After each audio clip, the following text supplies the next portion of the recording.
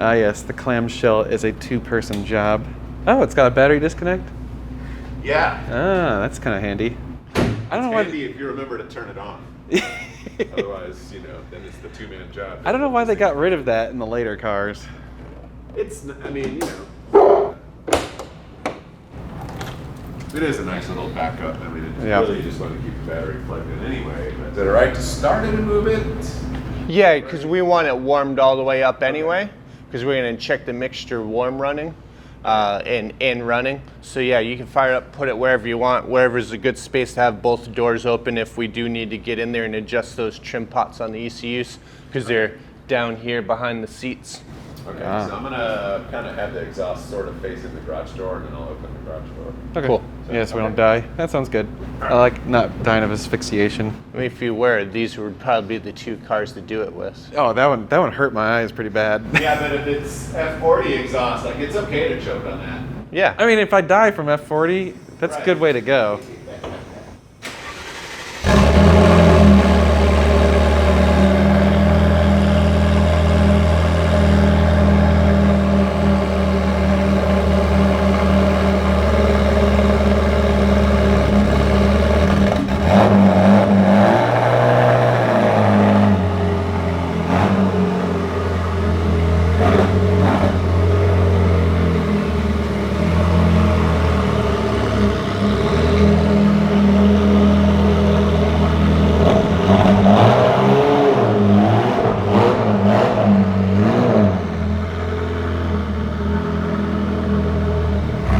Josh is going to get the Lambda sensors out. Well, good morning YouTube, and as you can see, today we're going to be tuning a Ferrari F40. I don't think I've had a happier day in my life. This is pretty epic.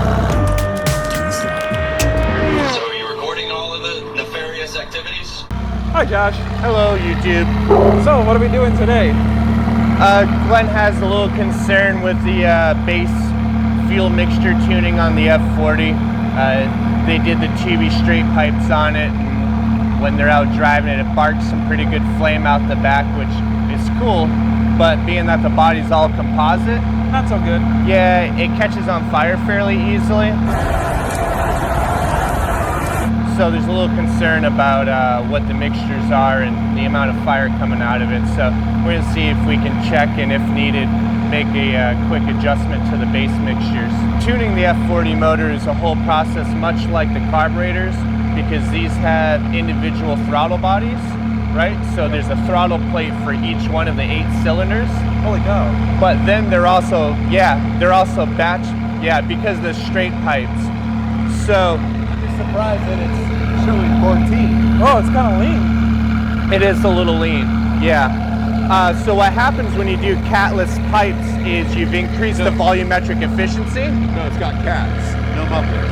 Oh, cats but no mufflers. Cats, no Oh, mufflers. it does have Okay, cats. gotcha. Okay. Oh yeah, because there's the US version. Do what? Because it's the US version. Right. Yep.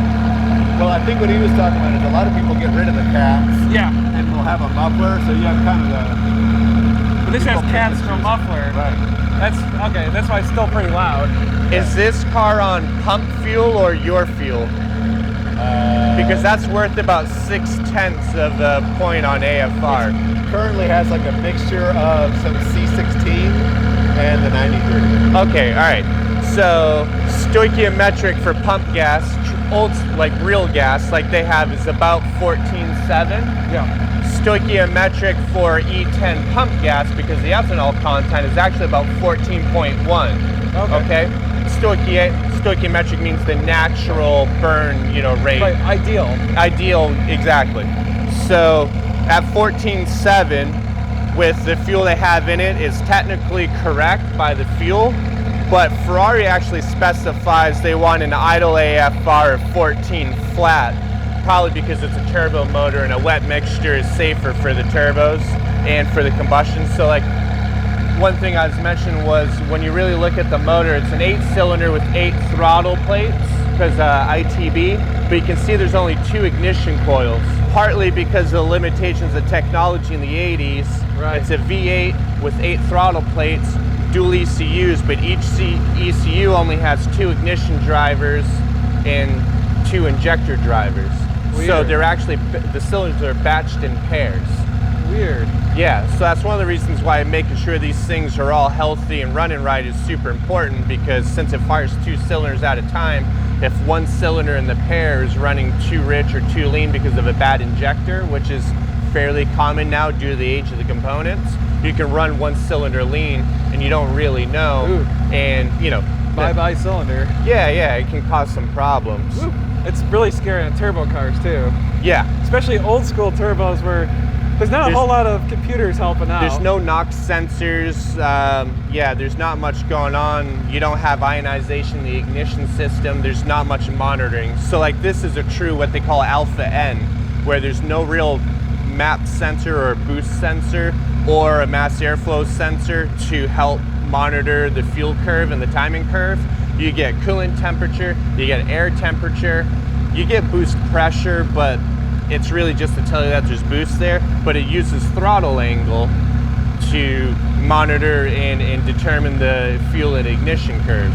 So that's one of the reasons why balancing the throttles in these cars and tuning them is super critical, and making sure everything's always healthy, because yeah, it's a really dumb system, if you will. It's not intuitive if there's any sort of fault, so whatever happens, happens. Yeah. The reason why I even asked you to come out here was mainly because I had heard that because it's such a rich mixture when you have these pipes on there, that is a cause for bumper fires. So I mean, if it's running like this and it's lean, I don't know, like I think we should rev it. Maybe we can't. I'd really like to find out what the mixture is when we're driving too. You know, I don't know if we have a way to do that, but. Yeah, usually what I definitely do some revs and just kind of see what it does. If you've got some tape and some microfibers, usually I'll run the cables up over the body, you know, wrap them in microfiber and tape them to the bodywork, and then run the tool inside the car and hold it in my hand while someone else drives. Oh, I see. Mobile dyno. Mobile Right. Okay. Yeah. That. Okay. Well, let me rev it and see what it does. All right.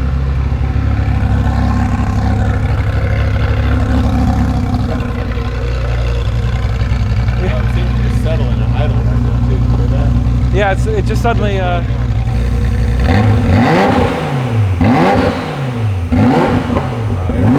say, can you try and bring it up smooth?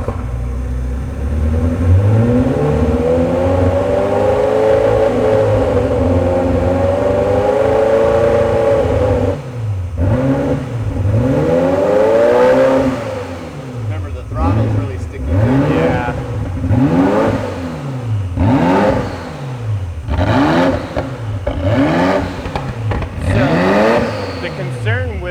Running lean and fire-wise, right? Or rich. Well, so there's always an equilibrium, right? If you're on either side, EGTs are too hot if it's too lean. Right. if it's too lean, and then if it's too rich, you just got raw fuel running through as well. So you know, and it's not that hard to change it, you know. So I mean, we could roll it up to what Ferrari says to run it at and see how it does. And if you feel more comfortable with it, you know, we run with it. And if you don't feel more comfortable with it, we can roll it right back.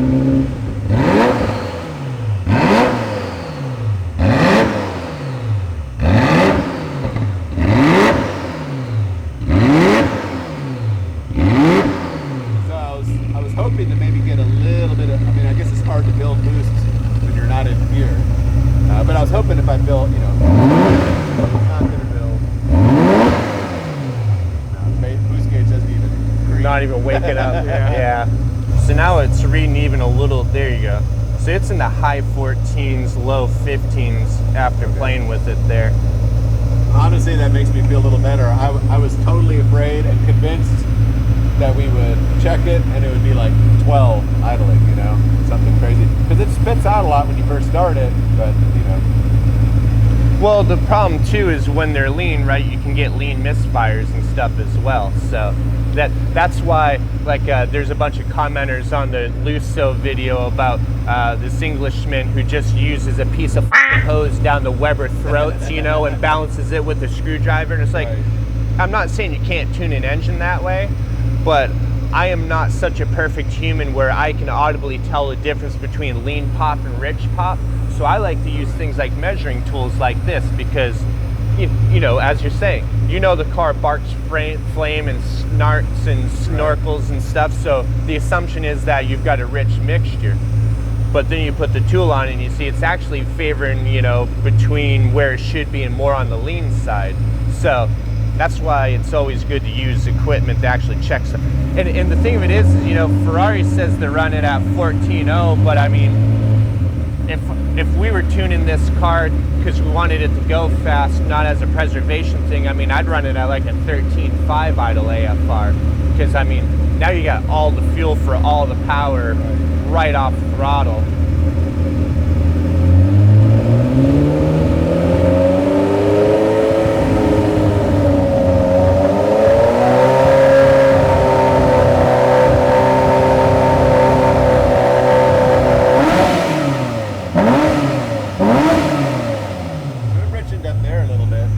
Yeah, you got that acceleration, Richmond, like you should. We need to drive it. That's really strange. Like, totally not what we thought. Goes to show you why tools are handy. Yeah, and data doesn't lie. So like when we're doing old carbureted cars and you tune it for fuel like he's talking about, like race fuel. Yeah, okay, it's okay to be a little lean, right? Well, it's more that that fuel stoichiometric, you know, is in a different place than say, you know, like 14.7. I'd have to look up. The VP actually gives you data sheets, and they'll tell you what stoichiometric is for C16. Sure. C16 stoichiometric could be 14.7 or 14.8. Right. You know, so I don't it could know. be right on target for the fuel potentially. It could be, but then if you go and put E10 pump gas in it, the natural stoichiometric is 14.1. So if you tune the motor and set it up for C16 and then you go put pump gas in it, it's not that you're going to burn the motor up necessarily, but the tuning work you just did is, you know, the motor's going to run different from one fuel to the next, because it meters differently. So same thing with the old carbureted cars, you know, the way you jet them for E10, because again, like we talked about brake specific fuel consumption, you got to run more idle jet to get the same target AFR, and then on top of that, you got to run a little bit richer AFR because that's what the E10 fuel wants. Whereas when you're running the non-ethanol gas, you can run a leaner AFR because that's the natural point for it, and you run a smaller jet because you need less physical quantity fuel moving through the engine to obtain that same AFR. So, you know, it's splitting hairs, but that's what we're doing. So what do you think about the fact that I've got a mixed tank of fuel, C16 and that unethanol 93? I think it's fantastic. I think this car probably hasn't been that happy since the early 90s. Yeah, right. Yeah, exactly. If it were going to lean itself out another 0.6, you know, or so on pump gas from there, then yeah, that would be hugely problematic. 15.3 or 15.5 or something, that'd be kind of scary. If that's what it once did. you get into the 15s, it starts. I mean, there's a lot of cars that run pretty lean. I mean, you know, like a Prius. You know, I mean, you know. Yeah, they're out there because they're comparable. You know. Prius, F40. Well, the reality of it is probably have the same compression rate. An internal combustion engine, generally speaking, can handle running down to a 16.5 AFR. Woo. Like it'll sit there and run. Now it'll probably overheat. Yeah. It'll probably sound like trash. You know, you'll get a bad idle quality. Yeah. The problem, you know, in this case is being a turbo car, right? Is what we're thinking about is preserving the engine. Well, it did definitely jump rich when you were on it. Yeah. Hard. Yep. Like a light tap, it didn't really do it, but when you really stabbed it, it jumped way down to like 12, and then came right back up. Yeah, that's what I was trying to do, was having some revs in it, and then like. Yeah, but of course, without load, it's like, who knows? So Glenn, C16s, according to VP, C16, they've got a normal 14.7 stoichiometric ratio. So for the fuel, you're not lean, but as I would say, you know, normal pump gas before we put ethanol in it was a 14.7, you know, stoichiometric, and Ferrari had spec'd out a 14.0 AFR on normal pump gas. So even on the C16, since it has the same, you know, stoichiometric as pump gas, I'd say, you know, if we're going by data sheets, you know, we still want to put another, you know, 0.7 worth of fatness in it. Oh, by the way, that's Glenn. Oh, hey. I never introduced you. I'm glad I kind of oversee this car collection here. Glenn, I like to say Unfortunately, you're this a- isn't my car. I just, Yeah, you just get to drive it. yeah. Occasionally, without paying the maintenance bills. Yeah, you've got actually poor Glenn. You've got probably Oh, the you best poor guy. situation, right? All the Right. joys of the F40 without the bills, It's like owning a boat, you know, or not owning the boat, or a plane, right? or a wife. Don't kill me, Meg. I love you dearly. Yeah, Lita, you didn't hear that either. I will do, we'll do or not do whatever you want to do. I'm just going to tell you what the book says. Right. And then you tell me how you feel about it. Yeah, and again, like that was really the big thing is, we know that the motors, just like you were saying, can run on there's actually a pretty good window of tuning, Yeah, right? yeah. Whether it's optimized or not is, a whole Yeah. other story, but, Yeah. under boost, if it's 11 or 12, it'll still run good, it'll still make good power. Yep. We were mainly worried about Yeah. unburnt, or partially burned fuel making its way out, getting all over the bumper, and then catching fire, and then, because that's what happened to his car. And then my question is I know you've, put a fair amount of seat time in the car, relatively speaking, right, to the rest of the world. How much exhaust soot and staining do you have to clean off the rear bumper after you've driven the car and you guys have driven the car? None. There you go. Yeah, so, yeah. If good. you're a puking fire, you'd have, black carbon soot all over the back of the bumper every time you came back from driving it. Yeah, that's a good point. Not that I can recall. Well, what does it look like now? Awfully dang clean to me. Pretty clean. I mean, we haven't touched this car since Drove it last? we did the oil change.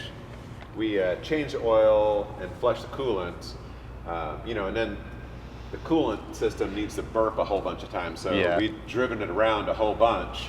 And I mean, It looks pretty spotless to me. Well, and when you're on throttle, like we were talking, a turbo motor like this does run a pretty rich AFR when you're actually in the throttle. You're going to be in the 11s and 12s, when you're making acceleration. So you're, Right. You're going to get some black soot. right. Those mixture pots, right? They do somewhat dictate the entire fuel curve. The priority is idle and low speed, right? As you get more into the throttles, the throttle position sensors take over more and more and dictate more and more of the fuel and timing curve. So, the more into it you get, the less critical those CO pots on the ECUs become. So the ECUs are behind the seats, Yep. just like it's like not even tried to be hidden. Yep. Wow. Yep. Okay. That's where you connect for your diagnostics. And then the trim pot is right here. There's a little plastic flathead knob in there. And you just go in there and roll that guy around, and that's your CO trim pot. Yep. Darn. Okay, and then you'd have to obviously do on each side if you did any adjustments. Correct, yep. One ECU for each side of the engine. So you got to do it on either side of the car. All right, so we're taping stuff up. Yep, we're going to go mobile. Glenn wants to see what it does. Yeah. When it's doing all the things it does on the road, and since we don't have a chassis dyno here, we're gonna take this show on the road. Okay, we're very carefully taping down the wires. I've done a lot of dumb shit, but I have to say, this isn't dumb, it just makes me nervous.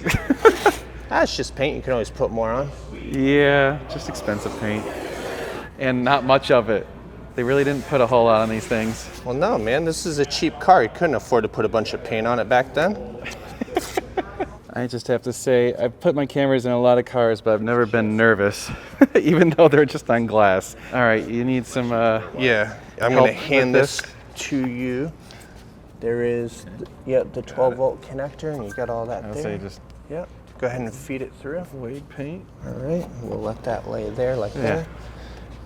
Okay. And tape. I'm going to grab the tape out of your pocket. So unfortunately, as archaic as this looks like, a lot of chassis dynos are dyno jets, which are inertia dynos. Not a load dyno, yeah. Not a load regulating dyno. That's fine for doing wide open throttle checks and pulls, but when you're doing really light load off idle type stuff, kind of like what we're looking at mostly here, those dynos, they don't create enough load to simulate what's actually happening, so you don't get an accurate result. So like on the old carbureted cars, I've had to do this a bunch where you put it on the inertia dyno, you get the main circuit all tuned in and dialed in, which is not usually terribly difficult. And then you go strap this onto the car and put it on the street and do your part throttle, your grandma driving around the parking lot kind of stuff, and map your low speed stuff. By the way, if you need Exotic Power and Performance to do any of your work, or I should say Josh of Exotic Power Performance, what's your website again? www.exotic-power.com. jhill@exotic-power.com. So yeah, if you need him to do anything like this, go check out that website. I like to fix Ferraris. And Lamborghinis. And Lamborghinis. We fix lots of those too. Yeah. And a couple other things too. Yeah. Oh, and if you want to support the channel, you can do so by going to normalguysupercar.com. There I sell parts and services for Ferraris and other exotic cars, so check that out. Use the code NGS10, it knocks off 10%. That is literally how I pay my bills, so I thank you to all of you that have done that or are going to do that in the future. But we're going to go get this thing out on the road and check it out and see if it's doing a good fuel ratio, hopefully. And we have quite the tape job. Okie dokie. And she's going to be fired up. There it goes. Perfect. You gotta duck to get in, and then once you get in, you gotta duck again. This must be what early NASA engineers felt like.